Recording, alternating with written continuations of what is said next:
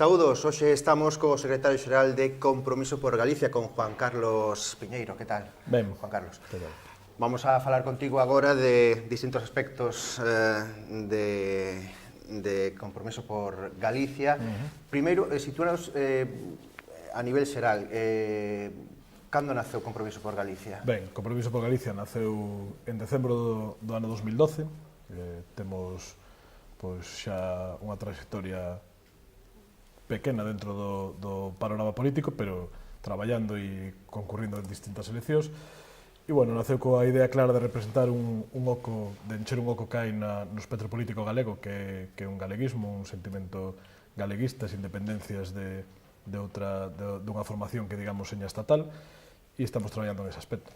E cal é o ideario político de... Ben, o ideario que acordou o Congreso é claro, non? O ideario é galeguismo, unha forza galega que teña centro de decisión en Galicia, socialdemócrata, pero, bueno, nosotros que gustanos definirnos como socialdemócratas que defendan os valores de calidade de vida, é dicir, hoxe en día a socialdemocracia é un espectro moi amplio. Eu sempre poño, por exemplo, que socialdemócrata declarouse Margallo e Pablo Iglesias, con lo cual creo que compre facer un pouco de pedagogía nese aspecto e dicir que a socialdemocracia que defende Compromiso é aquela que fai que os galegos e as galegas vivan ben en Galicia.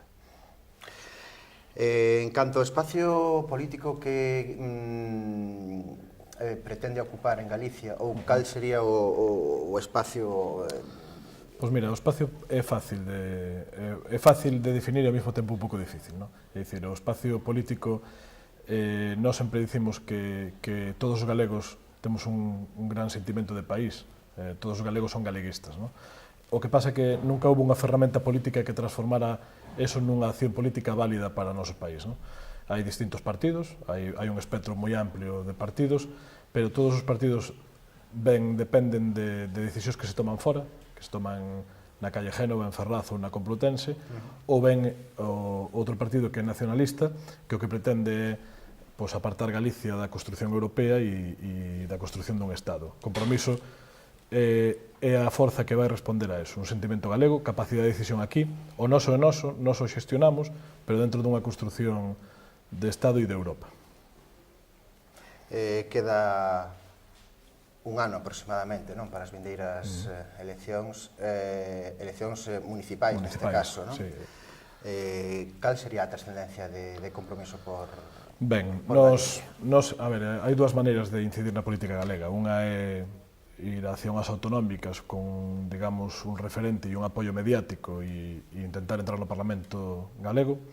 Nos eliximos un camiño un pouco máis difícil, que é facer unha acción política nas vilas, nos povos, nas cidades, unha acción política pegada ao cidadán que coñeza os seus problemas, e iso, a chave deso é a política municipal.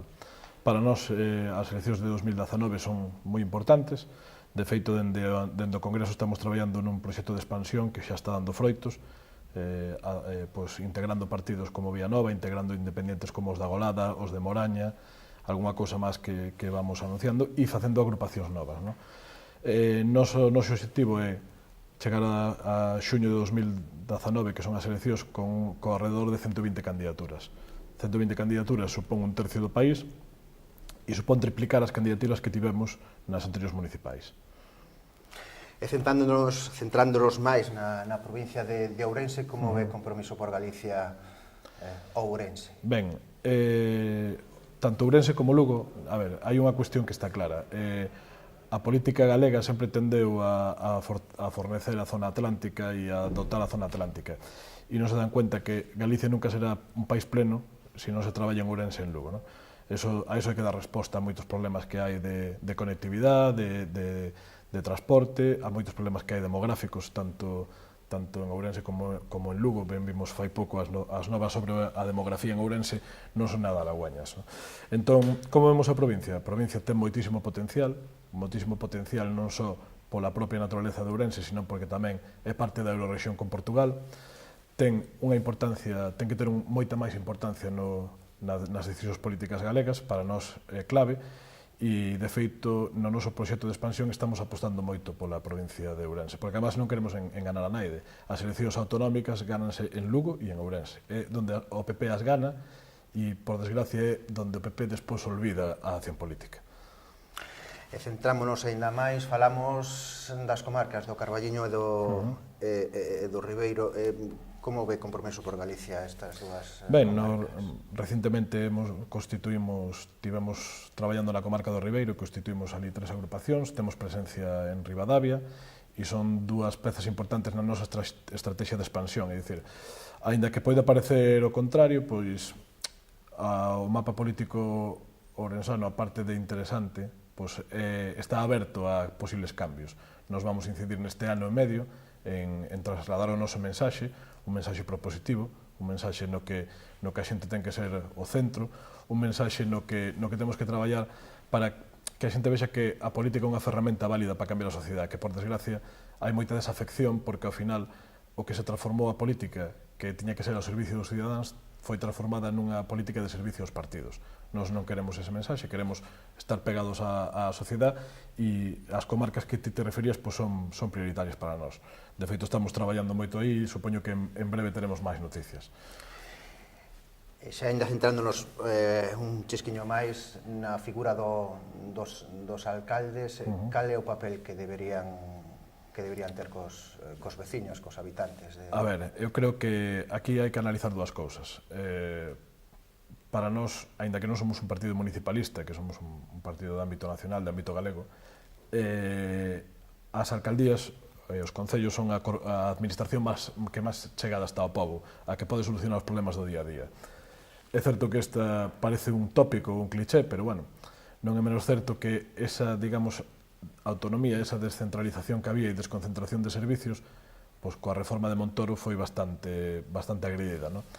Eu creo que hai que poñer aos concellos no lugar que teñen que ter, que é o referente da política máis cercana á sociedade, que suple moitas carencias de outras administracións, porque ao final o alcalde o que está na rúa, na vila, fala coa xente e é a administración máis cercana a que a xente vai presentar as queixas. Para nós ten que ter un papel primordial, pero bueno, hai que recuperar a forza dos concellos. Eso tamén quere levar que hai que ter unha política de sentidiño. Tampouco se pode entrar en localismos e en querer que un concello, pois o que pasou, por desgracia, no noso país, en Galicia, é que hai polígonos industriales que distan entre sí 2 ou 3 kilómetros, non? E ao final están valeiros os dous. Eu creo que hai que facer tamén un plan serio de país, de infraestructuras, de asentamento estratégico de potencialidades, non?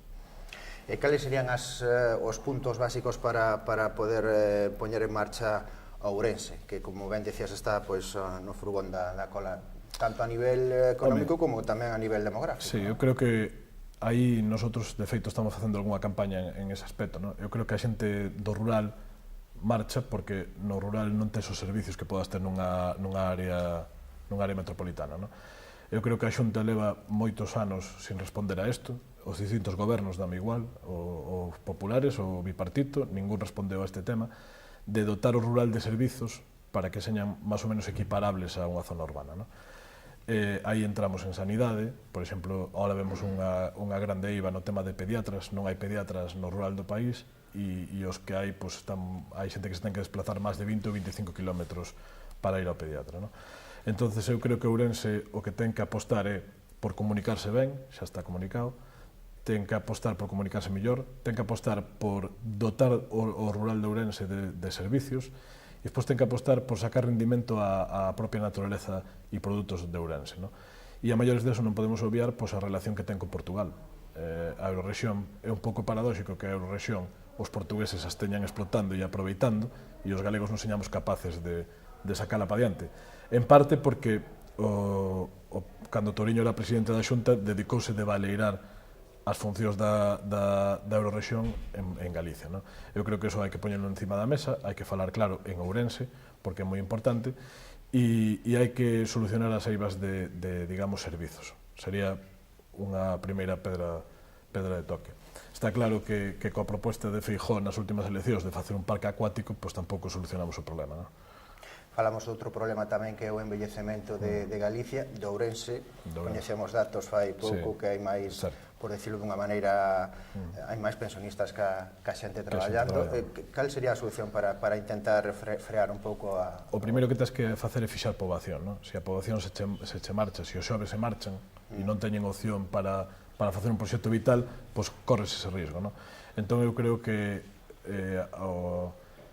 a realidade é que ahora terá que haber, o PP fixe un brindis ao sol aí, pois creando unha comisionada para o tema demográfico que naide sabe ainda o que fixo, pero eu creo que hai que recuperar un pouco o valor do rural, poñer en valor o traballo no rural tamén por outra cousa, posto que nos, dende Compromiso, defendemos que se o rural é posto en valor e se asenta a población, non teríamos tanto risco de incendio, porque estaría o rural atendido de outra forma, e ao final todo se basa nunha cuestión que é sencilla, que naide dice, pero que hai que empezar a dicir, que se queremos que a xente se asente no lugar onde nace e tal, ten que ter opcións para desenrolar a súa vida, se non as hai, e iso conleva emprego, servicios, sanidade, educación.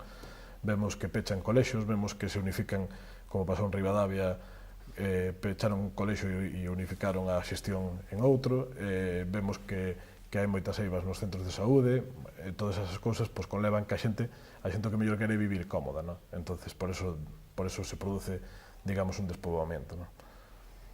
Pois moitísimas gracias, Juan Carlos Piñeiro, secretario xeral de Compromiso por Galicia, por estar con nos. Pois graciñas.